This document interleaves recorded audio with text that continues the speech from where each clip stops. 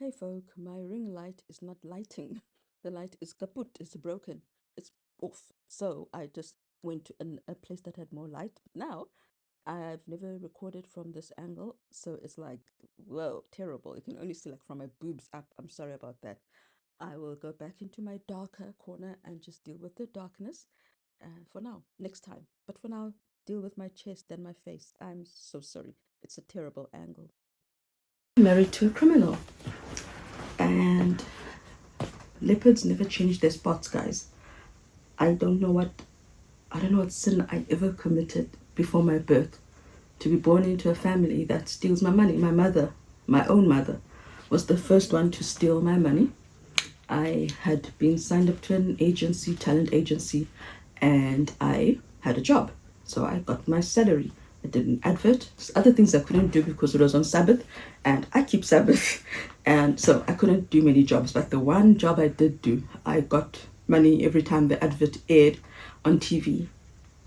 The first salary I used, I bought clothes for church, and I paid tithe. It was like I've got tithe. Like I actually earned a salary and I paid tithe. It was lovely. I went to my bank. My mother had stolen my money. She was not to be the last relative to steal from me of my own blood.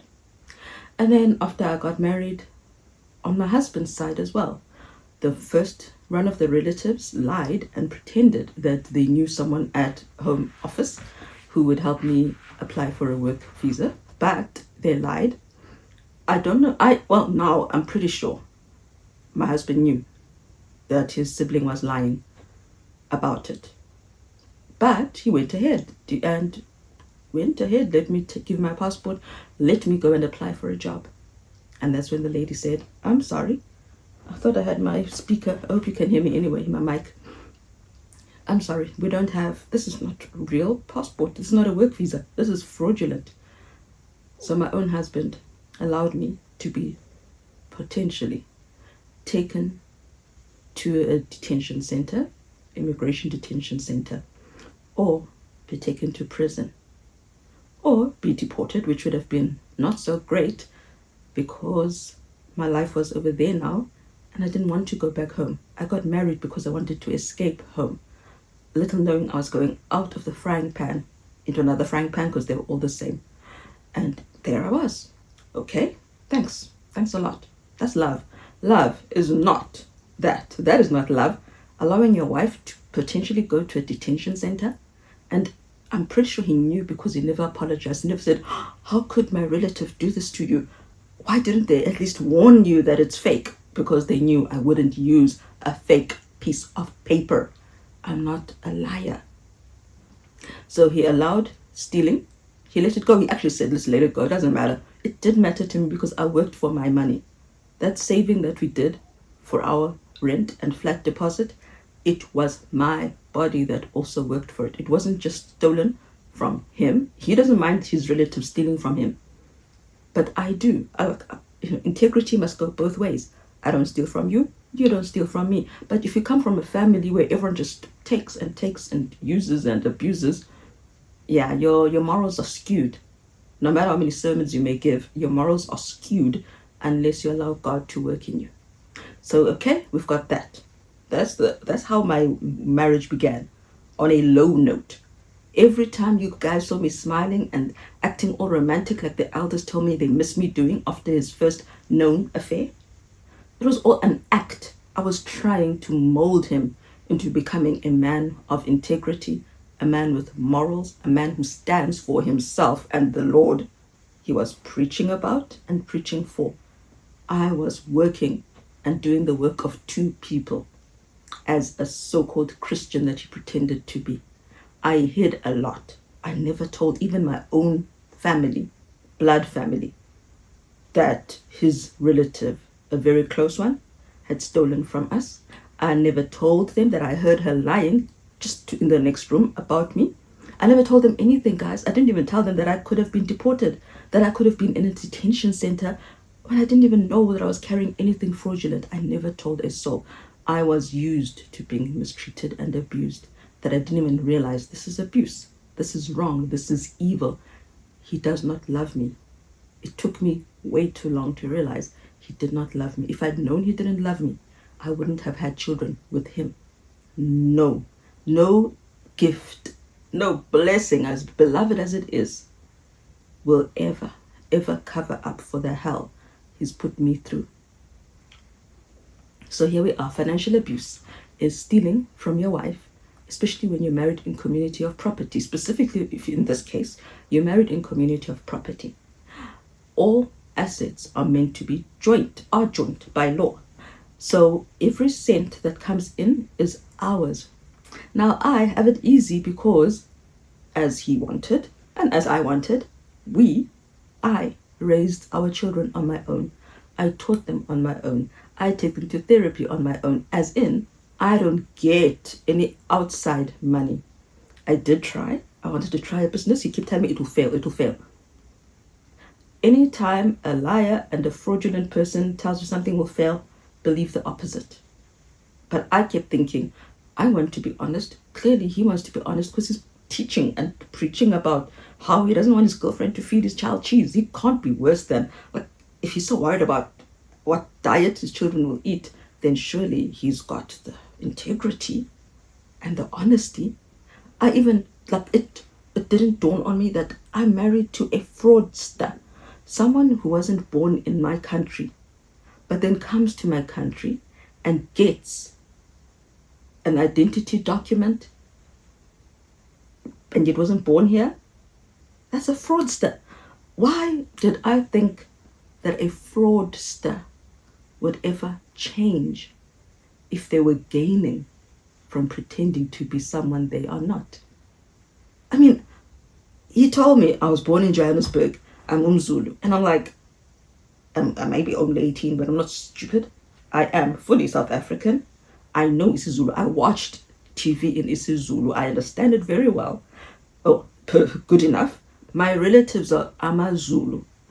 You're not speaking isiZulu. Why did I sit down and accept that lie instead of saying, if you can't even tell the truth about where you're from, a fundamental and important part of your identity, then you're just lying about everything you are. Why would I ever put my life in danger? Why would I give myself to someone who doesn't have a self that he would ever give to me? He's just an empty cipher.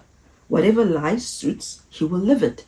I didn't think like that because my mom loved me. She was a liar, always a liar. Like every week, she made me lie. Tell them I'm not here when the phone would ring. That's a lie. So liars love people. Even if they lie to them, they love them. It's a lie. Liars don't love. They don't love anyone except themselves. So here we are today. I've been stolen from. He's given hundreds of thousands of rands to go and do stuff that is actually not legal either. And that money disappeared. Money from our joint estate. Money, hundreds of thousands of rands, guys. And I said, no, don't. But he didn't listen. Financial abuse is stealing. Stealing is financial abuse, rather. Stealing from your spouse when you're married in community of property is unlawful. I am married to a thief. I'm married to a fraudster and a thief. So why would I expect that thing to be moral, to be upright, to be faithful? This time I find out that he's been stealing thousands, tens of thousands, if not more. Stealing, that's what it's called. Tens of thousands from me. That's what we are. We are one. As much as he hates it, we are one before God. Stealing from me tens of thousands to give to his hoe in Santon, Eden Santon number 1. He's giving her money, helping her to live, giving her money, buying her furniture. On the other hand, I am being financially abused. All these years, you using too much money. No, yeah, so what if I only give you 3,500 rand a month? So what that I know that I'm giving my floozy, a 19,500 rand a month. 19,500 rands a month minimum. So what if I know I'm giving her that much? You, my wife, only deserve 3,500 rand a month for all the hard work you're doing for my family, for my children, for our future, for our present. That is financial abuse and evil and sick. Fraudsters who keep gaining from their fraud will never change. Let me just check that this is on. I kept quiet. I never told a soul that he lied to me about. I told my mother that he lied to me about where he was born, but she's helped people claim that they were born here and they weren't born here. So it's not like it would make a difference to her. Look, that's what I mean, guys, that I was born into a family that is as twisted as the one I married into. She helped people lie. And then actually, let me just tell you that. She helped people lie, Ugandans, and got a relative of theirs to pretend that, I don't know if she's their mother or their aunt or something like that. She pretended that this is not the only family. This is not the only bunch of foreigners who she helped. And she lied and said they were South African. So the children now got South African identity documents. But now, this girl then, one of them, is my friend. That's how my mother met them, because she was my friend and I felt sorry for her. But now to help the father, who's now who was a widower, the only one who had papers to be here was the wife, and she died. She was sick. He didn't have any status to be here. They would have to go back to Idi Amin's government. Not that he's alive, but it was just not, it wasn't going to work out for him to take care of 4 children on his own with no ability to. So my mother got them paperwork, never asked me if I think that's a good idea or not. So here they are trapped as South Africans, but they don't have any evidence besides an ID only. So now she needs to get residence in the country she moved to when she married her husband, who's not South African. But it needs more paperwork than just an ID. But now all the other paperwork has her real name. And the person who pretended to be her mother, we can't find her because my mother, who had hooked them up, is dead. That is what I hate. You do something bad to benefit the person you're working with, but the impacts negatively on the innocent. Now she's trapped. I hate that so much, and I feel guilty as if I'm the one who said mom and her parent lie together. Both her parents are dead, and she's stuck, and I hate that. So here I am, married to the same person who was not born here, is pretending to be born here, has an identity document that says he's from here, and now is stealing hundreds of thousands. Sometimes with my knowledge, but not my permission, unlawful. And a lot of the time without my knowledge, unlawful. But he's telling me at the same time, your little itty bitty peanuts, the crumbs I'm giving you, you're overspending by spending extra on those crumbs. How dare you spend extra above those crumbs that I'm giving you? You should be thankful you've got those crumbs that I'm giving you as my wife. And then he expects me to feel loved. Like, really? That's my point, and that's what I was saying to the church. It's not about the infidelity. It's about the decades of suffering. But you people don't get it because they don't want to. These specific people don't get it. The ones I'm talking about, not the old church. So it's gone. The money is gone. Other money gone. I don't know what is coming in. And that's the other step. Financial abuse is hiding all income from your spouse, especially in community of property or when you're married in a so-called Christian marriage, where you are one, so everything is one, including the debt. But debt as well, I mean, I understand. I live in the house, so obviously the house debt should be mine as well. That is fine. I know what I'm buying. I know what he knows what I'm buying. He knows where I'm buying from because the credit card I have is his. I'm a secondary. I have no bank account, no personal debit or credit card, nothing except my FNB account. And that is where the peanuts go into. So it's very easy to keep track of what I'm doing. They have all the control.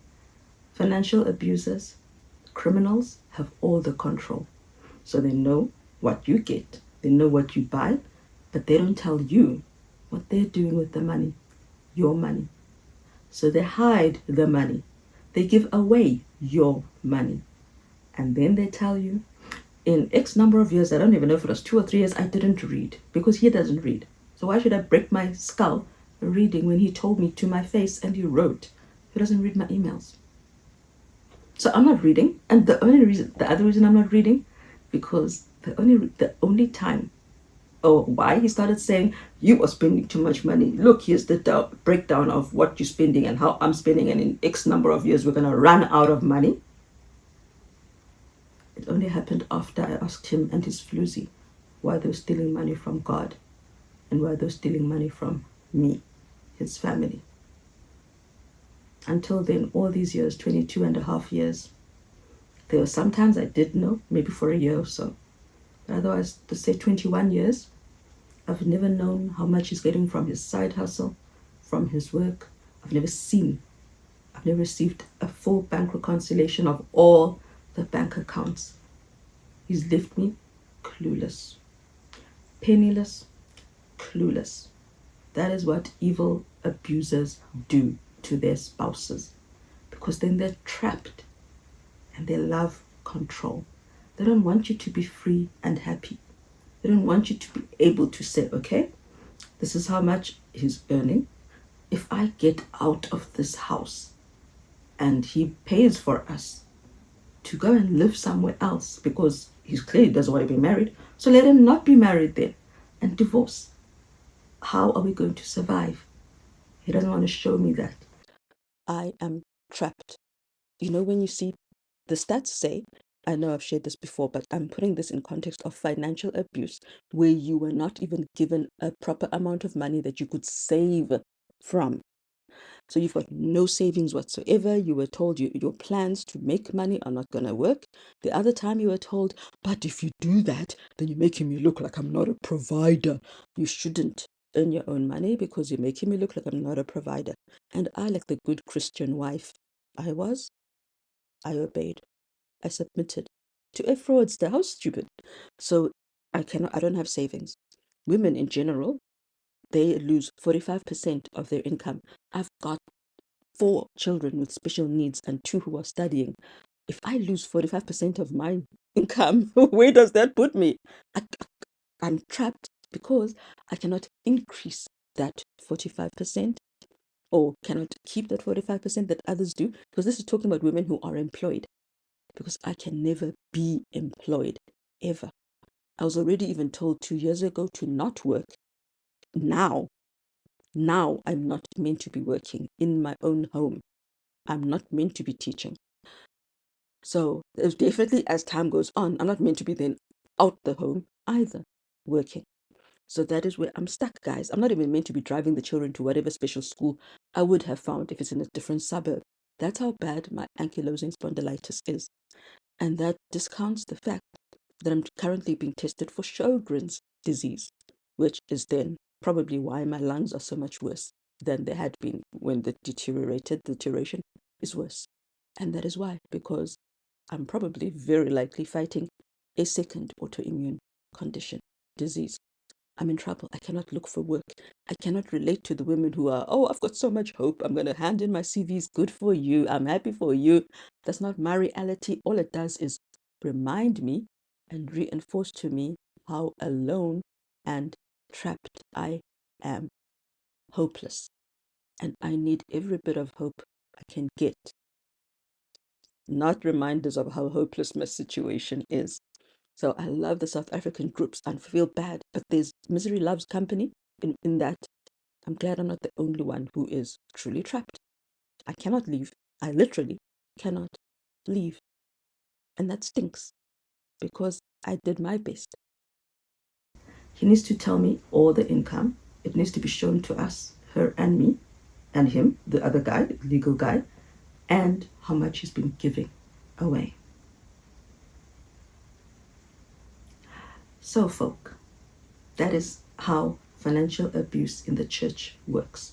Husbands who keep money from their wives, husbands who give their wives crumbs while they give their hoes, I don't know, the whole cake. Husbands who hide how much money they're giving away. Husbands who control, manipulate, and abuse their wives emotionally, psychologically, verbally, by telling them that they're overspending and they're going to make the family poor, but at the same time not revealing how much the family actually has and not revealing how much they are giving away. That's how financial abuse in the church happens. That is how spiritual abuse in the church happens, because they are the head of the home, so they say. So they're allowed to be the bully. That is spiritual abuse. When instead of being a head, a protector, you are a bully, a wolf in sheep's clothing. The first time he allows a relative or anyone to steal from you, run away. He himself will do it to you. I forgot what I was going to say. What made me think of financial abuse in this aspect. So I'm being told that I am going to, basically that's the actual underlying message. If you don't cut your spending, my wife, we are going to be poor. You are going to make us poor, you evil woman, by whatever year, 20 whatever. But I'm getting a raise. That's the other message. I'm getting a raise, or I got a raise at this point. And so once a year, so he says, I am going to splurge. Not only will I take care of the actual real expenses, the necessities, the little things that make life convenient or pleasant, I'm also going to splurge once a year. Now, when someone who earns 197,000 Rand a month tells you they're going to splurge, it doesn't mean they're going to take 1,000 Rand of your money as a family to go and treat themselves, maybe to a massage at a spa place. It means they're going to spend thousands of rands to have fun. Like, that's all it's going to be, to have fun. So bear that in mind. I am being persecuted. That's the word. Persecuted and oppressed about money I'm spending for myself and my children. Money I can show. Okay, I bought a packet of crisps. I bought popcorn. Look, that's my splurge. Wow, yeah. And so here we are. That's what I'm buying. Everything I buy is from his retail company, and it's on discount, but he sees everything I buy. Every bra I buy, he sees it, because it's affordable. I mean, we've got 6 children, so he sees what I buy. He knows what I buy. I don't know what he buys and who he buys it for. I do know that he buys things he had said to the church he would never buy, but he buys them for his siblings. Things that when I showed my children, the oldest 2, they were like, what? But he preached against these things. Why would he buy them? That kind of stuff. Those are the splurges that are apparently not part of the real splurge that is going to happen, that I just happened to see in the app. Have you realized how these breathing breaks have increased a bit? Or since the beginning, from the first videos to now? That's my decreased lung function coming up. It's really scary. Okay, back to our regular program.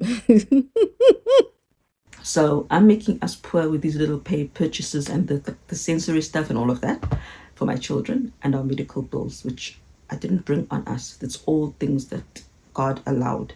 I haven't eaten myself into diabetes. It's all, yeah.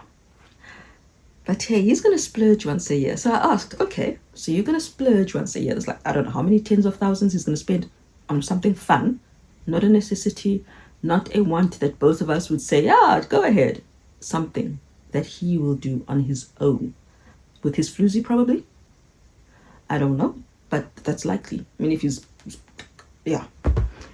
So I asked, okay, and what about wives? How much will I get? Will I also splurge? It's months later. That is the answer.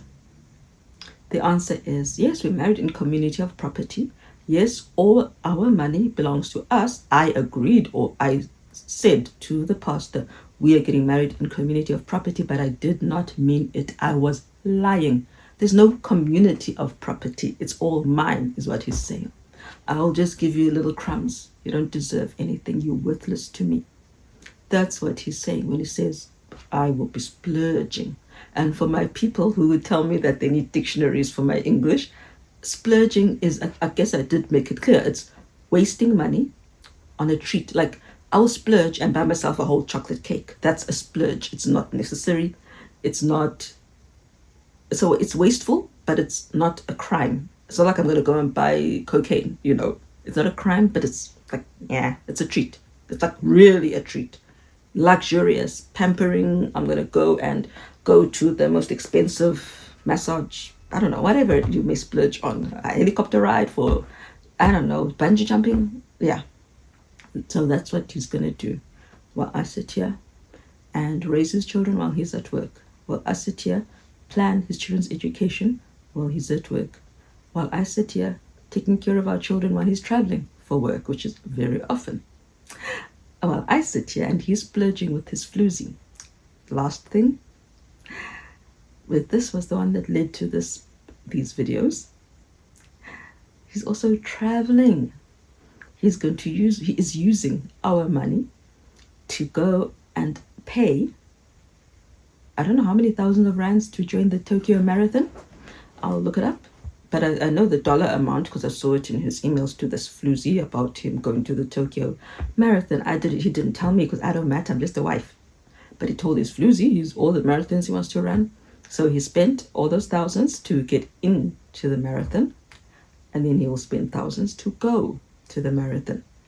All the marathons all over the world is what he lovingly promised me while I stay home and take care of our children. Me, the sick one. But somehow, I'm the one who's going to finish all the money, our money, not all this traveling, not all these entry fees. I will. There was a time in December, one of these Decembers recently, I don't know if he was alone. I thought of it then. I don't know if he was alone. But he decided he's on holiday. I'm still parenting all the time. Holiday, weekend, it means nothing. It's all just one tumbling day of fatigue and stress after the other. He decided one holiday he needs a rest. He can't nap during the day because the children are too noisy. So he went to a hotel without his wife, and left the children and his wife here at home for 2 lovely, peaceful nights and days. And the older children said, "But Mom, you're the sick one. But Mom, when do you ever get a break? He's always not with us anyway because he's at work all day and he's always traveling. So he gets a lot of time away from the noise. What about you, Mom?" If I'd known he was having this affair, I would have confidently told them he doesn't love me.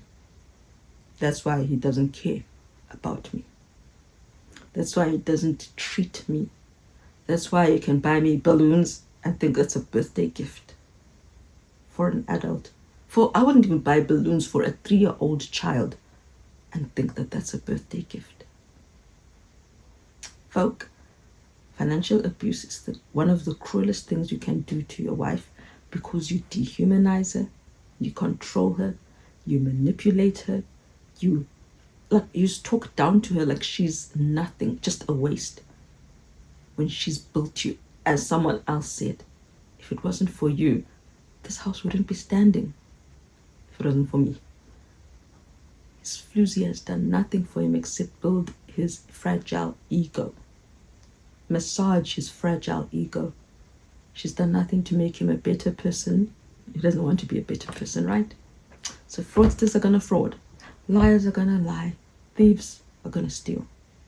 If you, South African girls, are married to a foreigner who's pretending to be South African, don't do it. You'll regret it. You'll be trapped.